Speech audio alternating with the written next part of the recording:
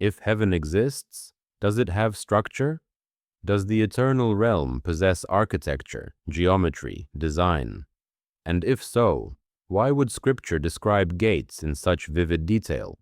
Gates of pearl, walls of jasper, foundations of precious stone. What does it mean that the divine realm is not formless chaos, but intentional order? Tonight, we step through the threshold of one of Scripture's most beautiful mysteries, the architecture of eternity. Throughout human history, architecture has spoken without words. Cathedrals reach toward heaven, expressing aspiration. Temples establish sacred space, separating the holy from the common. Even modern buildings communicate purpose through design. But what happens when Scripture describes architecture that exists beyond the physical realm?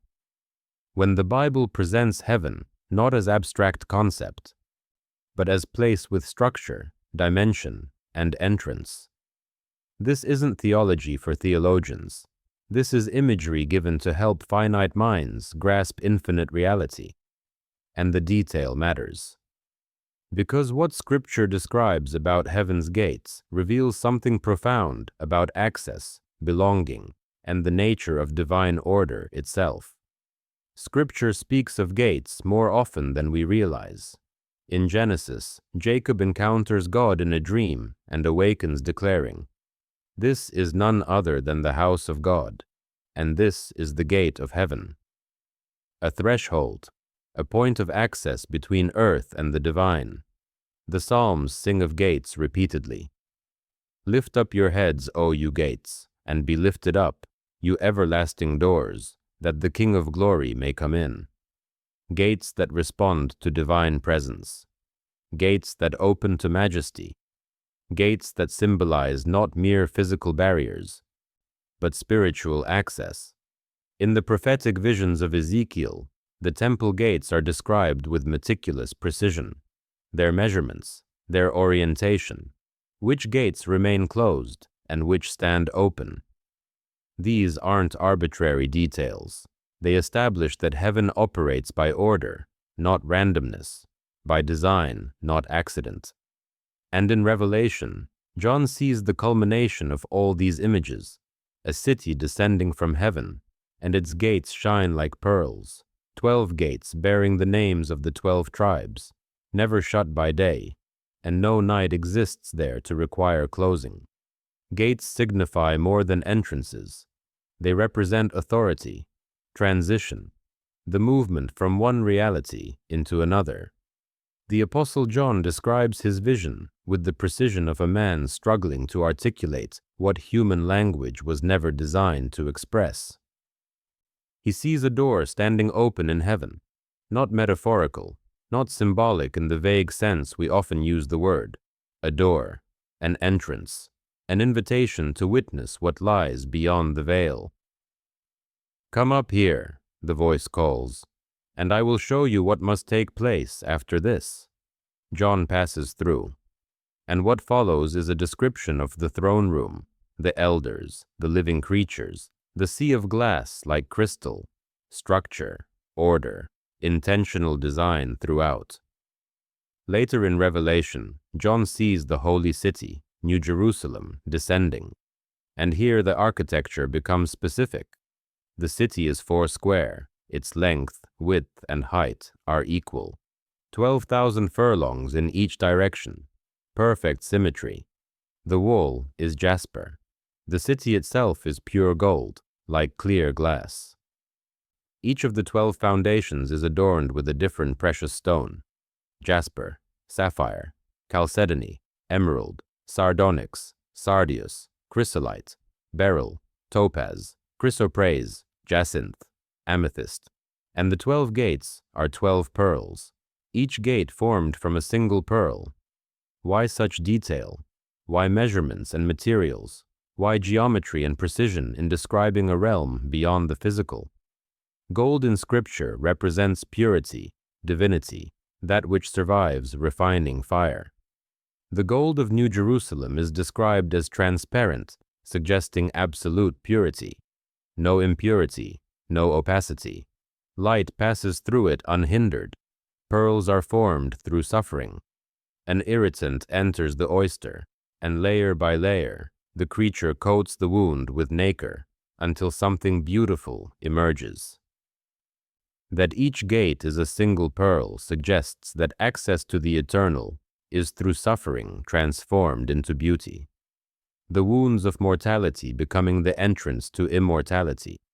The precious stones of the foundation each carry meaning in ancient understanding. Jasper represents the glory of God, sapphire, the law and divine revelation, emerald, mercy. These aren't decorative choices, they're theological statements embedded in architecture and light. Everything in John's vision relates to light. The city has no need of sun or moon, because the glory of God illuminates it. The Lamb is its lamp. Light in Scripture represents truth, revelation, divine presence. A realm of pure light is a realm where nothing remains hidden, where truth is complete, where the presence of God permeates everything. The geometry speaks too, the perfect cube. In Solomon's temple, only one room shared this proportion, the Holy of Holies, where the presence of God dwelt. The entire city of New Jerusalem shares the geometry of the most sacred space in the Old Covenant. The whole city is the dwelling place of God. We live in a world of entropy. Order decays into chaos. Structures crumble. Beauty fades. Intentional design requires maintenance, or it collapses into randomness. But heaven is described with permanent order, gates that never close, foundations that never crack, walls that never crumble. This isn't just description, it's contrast. The architecture of heaven declares something fundamental about the nature of divine reality. It is eternal structure, not temporary arrangement. Why does this matter? Because chaos terrifies, formlessness unsettles. The human mind craves pattern, order, meaning. From the moment God spoke creation into existence, separating light from darkness, waters from land, day from night, the divine act has been ordering chaos into cosmos. Heaven's architecture extends that principle into eternity. The divine realm is not abstract void, it is intentional place, and intentional place communicates that you are not entering randomness, but purpose, not chaos, but home. The temple architecture of the Old Covenant was explicit about this. Gates divided outer court from inner court. The veil separated the holy place from the most holy place. Access was restricted. Not everyone could enter everywhere. Some gates remained closed. Some thresholds could not be crossed. But in the vision of New Jerusalem, the gates stand perpetually open. No night exists to require closing them. No threat exists to necessitate defense.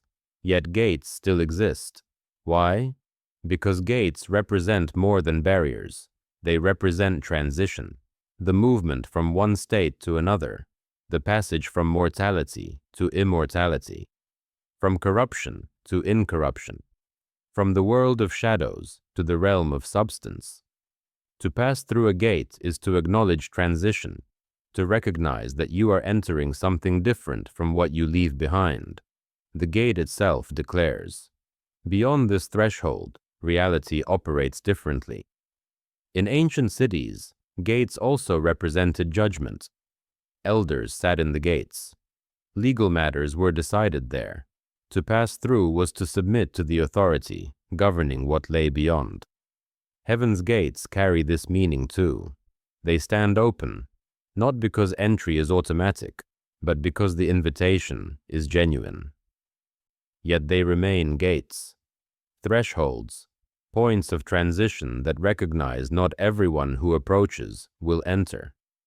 Revelation describes those whose names are written in the Lamb's book of life, entering through the gates. The gates are for those who belong. Not walls keeping people out, but entrances welcoming people home. Scripture could have described heaven in purely abstract terms, concepts without form, eternity without structure. Yet it doesn't. It gives architecture, measurements, materials, gates and walls and foundations. Why? Because humans think in images. We understand through metaphor and symbol. Abstract concepts remain distant until they take shape in forms we can grasp. When scripture describes gates of pearl, we don't imagine literal mollusks of impossible size. We grasp the concept, beauty from suffering, access through transformation, entrance that acknowledges both pain and redemption. When it describes walls of jasper, we understand boundary, protection, the glory of God as the defining limit of sacred space. When it speaks of foundations of precious stones, we recognize stability, value, the unshakable nature of what is built on divine truth. The architecture makes the theological tangible. It translates the invisible into visible metaphor. It gives the human mind something to hold on to when contemplating what lies beyond comprehension. And perhaps most importantly, it assures us that heaven is not vague hope, but specific promise. Not undefined future, but actual place. A place with gates, which means a place you can enter. Here is what the architecture ultimately reveals. The gate of heaven is not about exclusion. It is about order. It is not about walls that separate, but thresholds that welcome. The detail in Scripture's description communicates that what awaits is real, intentional, prepared. The gates stand open, not because there are no standards, but because the invitation is genuine. Not because heaven is formless, but because it is designed as home. When we read of gates that never close, we encounter divine patience. When we see foundations that cannot be shaken, we find eternal security. When we observe the geometry of perfection, we glimpse the mind of the architect.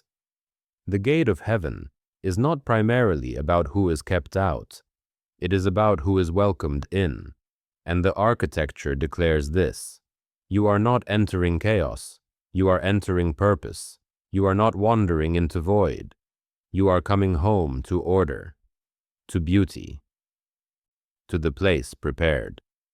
And that changes everything. Before we continue deeper into prophecy and mystery, take a moment to revisit the foundations we've built. Watch The Mark of the Beast Explained without fear, to understand how to approach difficult topics without panic. See why God doesn't destroy Satan, to grasp divine patience and timing, and return to the story of Lucifer, from glory to the curse, to understand how rebellion began and how it ends. Subscribe now and turn on notifications. We're building something here, episode by episode, mystery by mystery, and each one prepares you for what comes next. In our next episode, we step into the viral prophecy arc, ancient words that connect directly to modern reality, predictions that demand explanation, evidence that refuses to be ignored. The journey continues, and you won't want to miss what we uncover next.